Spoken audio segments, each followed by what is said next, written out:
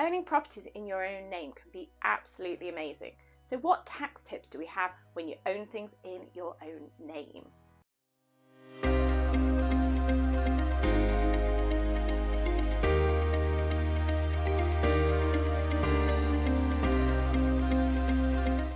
Hi, I'm Kimberly Shapcott, qualified chartered accountant, property investor and entrepreneur. Let's sit down and have a chat. The vast majority of properties are owned by individuals in the UK.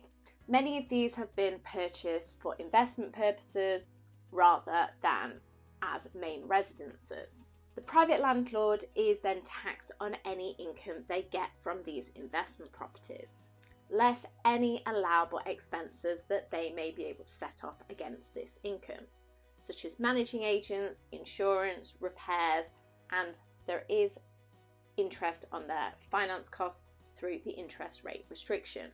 As well as this, there is any capital gains tax when you sell that property, or the possibility of inheritance tax if you hold that property at the point of your passing. We need to be aware of stamp duty, which is payable on the purchase of any property as well. So as we can tell here, lots of taxes to be aware of when you are buying or selling a property or holding a property in your own name. If a landlord has no other income apart from property income, then they'll be able to use their personal allowance of about $12,500 when this video is released to not pay any tax on the first $12,500 of any rental profit that they have made in that tax year. If they have other income, then they'll be taxed at the appropriate marginal tax rate, whether it be 20%, whether it be 40%, whether it be 45%. And we just need to be aware, if your income is going over 100,000, that you do actually start to lose your personal allowance. For every £2 of additional income, you lose £1 of your personal allowance. So by the time you hit 125,000, you don't have a personal allowance anymore, and you pay tax on all of your income. Landlords can claim the property allowance, which is a £1,000 allowance of costs. So if your costs are very minimal, so you've only got your insurance to pay each year, then potentially the property allowance is a great way to get £1,000 off of expenses for nothing, with not having had to spend that money. However, if your expenses go over that 1,000 allowance, then it makes sense to be claiming all of the individual expenses that you have incurred rather than the allowance, to help mitigate and reduce any tax liabilities. Depending on your income and depending on the rental profit, being a sole investor, a sole owner of a property can be quite expensive depending what your rental profits are, which hopefully over time will increase as rents increase. Unfortunately, some costs do increase as well, but hopefully over a lifetime of owning that asset, you are making some money and that profit is increasing. However, obviously over time, as your income, salary, if it's additional to a job, that can also be going up as well.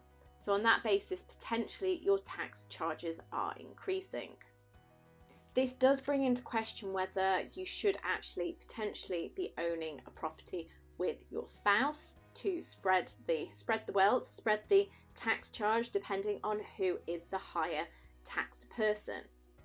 If you have two individuals, one is higher tax bracket and the other is a slightly lower tax bracket, then it potentially makes sense to move that property into the lower tax bracket individual's income, because then they'll be paying at potentially 20% rather than 40%.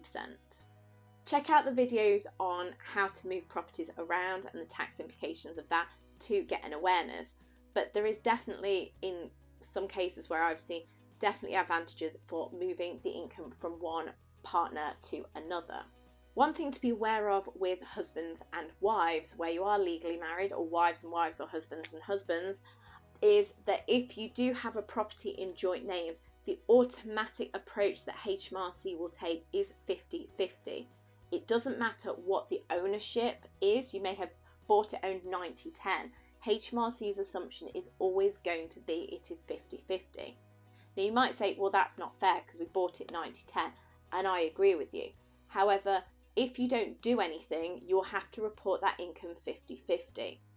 What you do need to do, or what you can do to get it to be 90-10 or any other variation of that proportion, is you need to do something called a Form 17 with HMRC.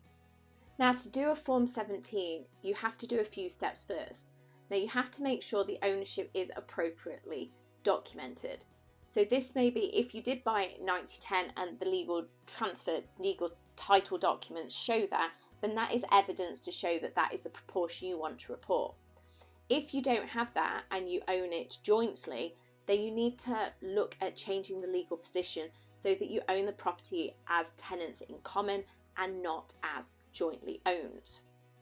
When you've done that, then you can do a deed declaration of trust, which on that declaration of trust, you can put what proportion of ownership each person has and how much income that they are going to be reporting, which then enables you to do the Form 17 to HMRC, which is basically telling them what you're going to be reporting with the evidence of that. So whether that be the declaration of trust, whether that be the title document to show what the ownership is or what the intended ownership is, so that then they will report that and write back to you to confirm that that is acknowledged.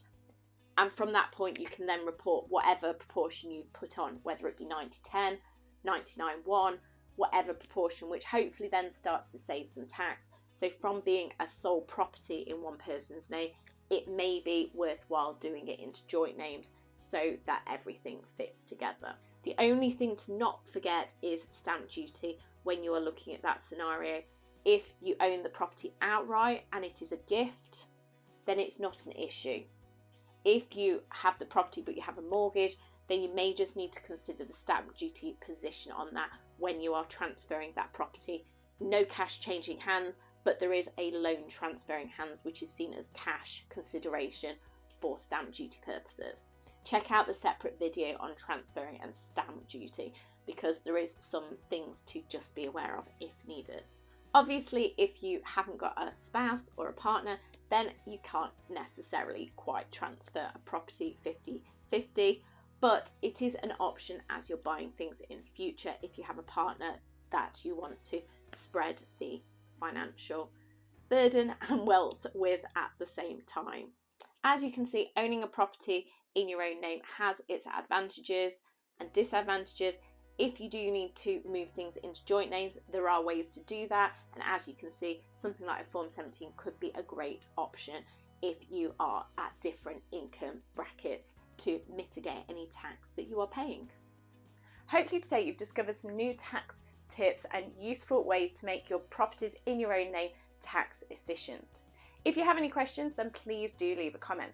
Please like the video and do subscribe to the channel, and let's make tax less taxing.